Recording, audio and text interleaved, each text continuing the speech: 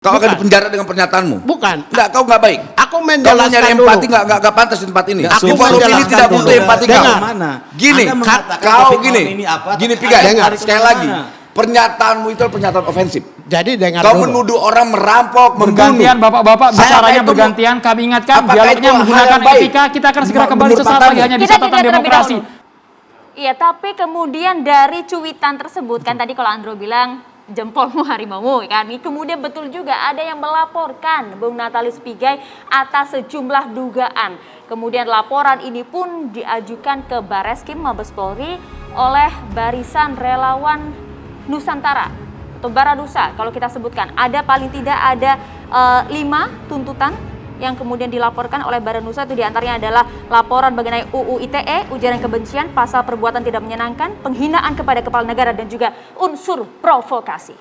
Kami akan membahas ini pemirsa lebih dalam. Sudah hadir narasumber, saya akan perkenalkan langsung Mas Teddy Gusnaidi, pengamat sosial politik, kemudian Bang Emmanuel Ebenezer, Ketua Jokowi Mania, Bang Arteria Dahlan, terima kasih banyak sudah hadir, politisi PDI Perjuangan. Dan ini yang menjadi tokoh kita, ada Bung Natalius Pigai, aktivis HAM. Kita sapa, selamat malam. Dan juga Bang Roy Suryo, ini mantan anggota DPR RI. Baik, kita mau langsung ke Bang Emmanuel Ebenezer. Nama Jokowi langsung di-mention Bang, meskipun sudah ada klarifikasi dari Bang Natalius Pigai di akun Twitternya. Tapi tanggapan Anda seperti apa ketika jangan percaya orang Jawa Tengah, ada nama pula disebutkan di sana, termasuk juga nama Jokowi. Apakah Anda mau melaporkan ini? Kabarnya juga agenda Hari ini, itu Bang, tersebar di sosial media, Bang. Ya, sebetulnya hari ini saya ingin melaporkan Natalius Pigai.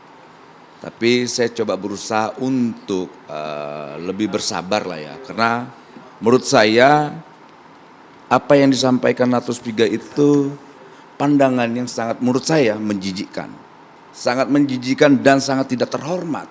Mungkin ini entah dia sedang merendahkan rakyat Papua atau ada semacam sinisme yang lain. Tapi saya yakin bahwa pandangan Natalius Pigai ini bukan pandangan saudara-saudara saya di Papua dan kawan-kawan saya di Papua.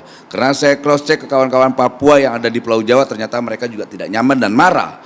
Kemudian saya juga cek kawan-kawan saya di Papua sana, mereka juga marah dan tidak senang. Karena mereka tidak pernah sekalipun yang namanya Jokowi tidak punya sejarah sedikit pun punya dosa terhadap rakyat Papua. Begitu juga Ganjar.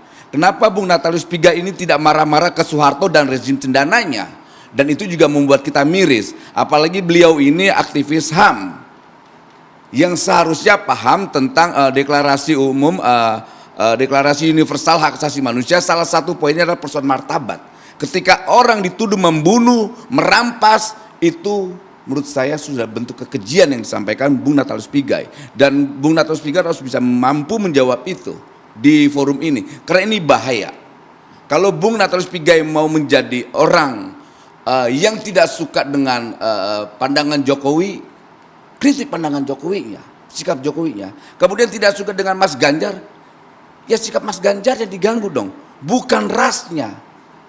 Dan ini bahaya. Saya sebagai orang Sulawesi Pace, biar kau paham sekali, kita tersinggung. Gitu. Walaupun kita punya pandangan berbeda. Ketika Pace ini dihina oleh Emru Sinaga, saya yang paling marah, saya gak suka. Dia pernah dihina sama orang pendukung Jokowi, saya marah sekali. Dan saya laporkan orang itu masuk penjara. Dan itu sikap saya anti terhadap diskriminasi rasial ini. Nah, seherannya hari ini tokoh aktivis HAM ini yang selama ini banyak dikagumi oleh orang-orang yang secara pandangannya sama dengan Natalius Pigai, itu kan kecewa juga. Kok begini orang ini gitu loh. Dan termasuk saya marah sekali, saya bilang. Ini tidak baik. Dia telah merendahkan martabat orang Papua, dia telah merendahkan martabat dirinya sendiri. Gitu. Oke, baik. Dia harusnya bisa memahami bahwa hari ini faktanya Jokowi ke sana ada sesuatu yang diperbuat oleh Jokowi dan itu menjadi legacy dan itu bentuk nyata buat rakyat Papua. Oke, salah satu adalah infrastruktur. Selama puluhan tahun yang namanya event nasional tidak pernah ada di Papua, apalagi PON. Baru kali ini, itu ada di mana? Di eranya Jokowi.